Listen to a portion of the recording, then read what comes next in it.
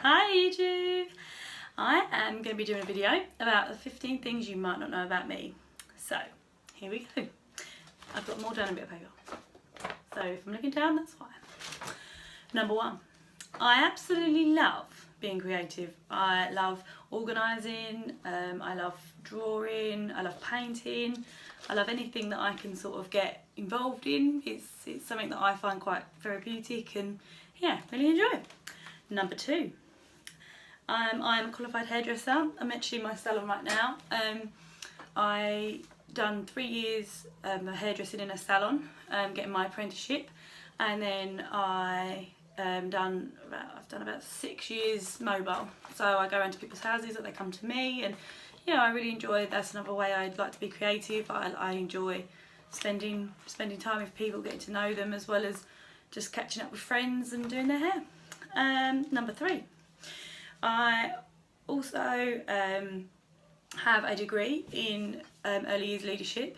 I went to college after my hairdressing, and I completed completed level 2 at college. Then I completed level 3 in a nursery, and then went off to my BA at uni. Whilst I was at schools and forest schools, and now I'm in a day nursery. So yeah. Number 4. I own a horse called Rosie with my mum. She is 27, so I think she's the same age as me. I've had her since I was about 7, and yeah, we've looked after her all of those years, and she's sort of old girl now. We actually bathed her the other day. She brought her up to the house and showered her out with the hose and stuff. But yeah, she's an old girl, but it's nice that she's still part of our lives, so I don't think she's going to be around for much longer. I really enjoy riding. As a child, I spent a lot of time riding, did Saturdays and Sundays at like a horse riding club. I really like to get back into that, but obviously being this weight restricts that. So once I've lost the weight, I'd really love to go back into horses and maybe loan a horse. Number 5. One thing I cannot do is leave the house without makeup on. Not just any makeup, but just my mascara. I don't care about my skin, that's fine, but I cannot leave my house without mascara on. It's just a no. Number 6. When I was travelling, saying that, I could cope all the time without any makeup on. Mascara as well. It was absolutely fine because I had a nice brown tan and it was just lovely. Didn't have to worry. Number 7. Whilst travelling, I did crazy things like bungee jump, skydive, I dive with sharks, and I also done a scuba. Found Nemo. It's pretty cool. Number 8. I'm definitely a bath girl.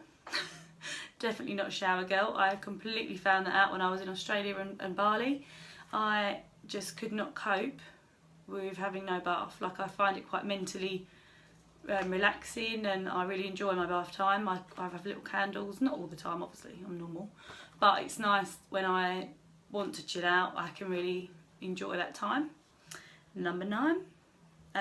Not sure if it's me, but I do really get annoyed when the same, this is really spoiled, don't judge.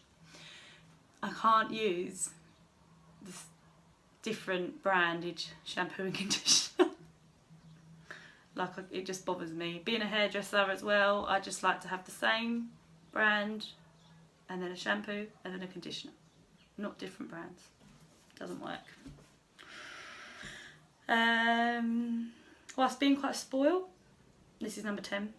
Whilst being quite spoiled, I am also quite down to earth. I would help anyone and help anything, and people that actually go out their way to be cruel to animals or to humans, really, I just can't connect with. I really struggle with. I really just can't, on any level, connect, and I just never will. Where we keep our horse, they do rabbit shooting, and I just can't even talk to the men down there. I'm just like, you might be fit with your top off, but you kill animals, and I don't agree with it. Like, fair enough, if you there's enough meat in superstores nowadays that you don't have to go out and kill. And I know it's a hobby, or the same way as I like to be creative, but I just think it's a life, and you're putting that life to an end for no reason, and I don't agree with it. So yeah, the hunting ban better just stay as a ban, because I get a bit emotional. Anyway, number 11. When I was 8, I fell off my bike, and actually my front tooth is fake. I regularly, probably every couple of years, have to get it redone, because obviously it discolours with age, like with time and stuff. So yeah, this is a little bummer. The joys of being young. Number 12. My eyebrows are semi-permanent tattooed.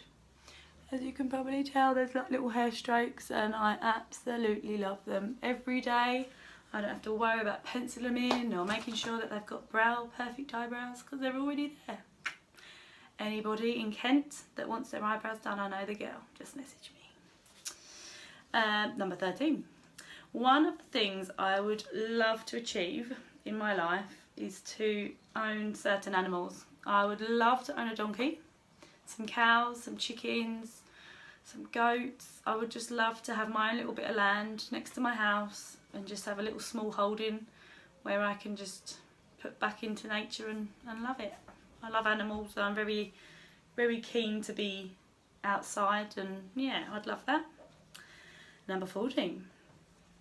Being a nature girl, I love being out by the sea. I really love being out by the streams and rivers, and just really enjoy being outside. And I don't do it enough now I'm back home, but when I was travelling, every day I was down the beach, and I just enjoyed being with nature. And I think it leads on to number 15. One of the things I really mentally struggled with was coming back home. Travel blues is a natural thing. I just cried and cried and cried when I got home. It just wasn't right. I just didn't want to be here, and although it was lovely seeing my dogs and lovely seeing family, it just wasn't the place I wanted to be anymore. And it's taken me a long time to sort of get back into it. It's now June, and I've settled, I've got a job, and that's keeping me on the straight and narrow, and I think it's fine, but I wouldn't necessarily say it's going to be the end of my job hunting. I would probably always look at working with animals maybe, or just, I don't know, I just feel like my heart is always out in Australia now, and I have a little Australian family that I paired for, and I really enjoyed spending my time with them.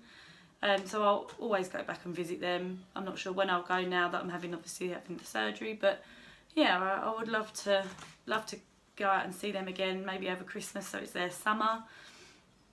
But I really struggled with it, and I think I now would love to see other places in the world, like Thailand and India and stuff like that, but I'd never go it this way. Like, since I got back in November, I've put on 3 stone, just through comfort eating, through not knowing what I want to do in my life, and just struggling with career choices, struggling with just life in general. And yeah, it's pretty hard going, and I think it's always just a massive setback. Like, everything that's sort of happened with me in my life, everything just sort of mentally takes its toll in here, and I think this is the first time in my life that I've opened my doors. Being in Australia was very therapeutic. I met like the lovely family that just I connected with. I was able to share how I felt about life, and yeah, it's just nice to sort of have a break and realise what you want in life, which then messed up my mind when I got back, because I didn't know what I wanted in life apart from that, and obviously my visa ran out, so that was it.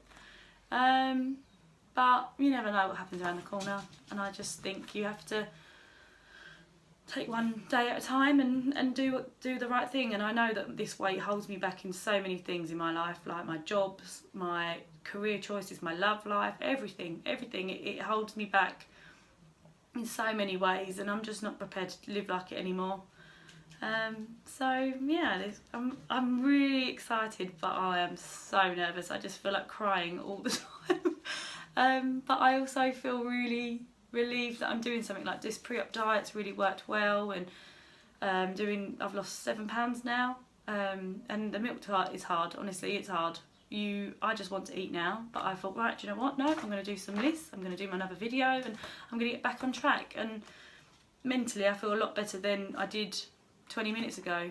So yeah, it's the best thing to do. Just keep going and focus on the end result, really. So anyway, that was my 15 things you didn't know about me. I will be doing another video just before going in, and I might do another one about what's in my hospital bag, but we'll see. See you soon.